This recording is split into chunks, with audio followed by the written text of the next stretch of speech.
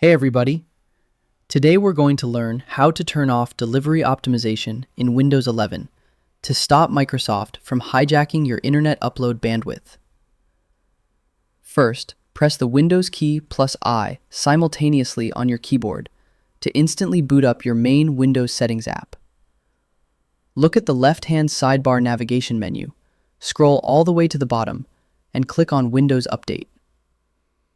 Look over to the right side of the screen, scroll down through the Update properties, and click on Advanced Options. Scroll down through the Advanced Settings layout until you locate the Additional Options section and click on Delivery Optimization. Here, you will see a toggle switch explicitly labeled Allow Downloads from Other PCs. Click that toggle switch to flip it completely off. The exact second you turn this switch off, Windows 11 is completely blocked from using your machine as an update server, saving 100% of your upload bandwidth for your own personal use. And that's it. Your internet upload bandwidth is now fully reclaimed and locked down. I hope this helps with your current and future projects. Thank you for watching.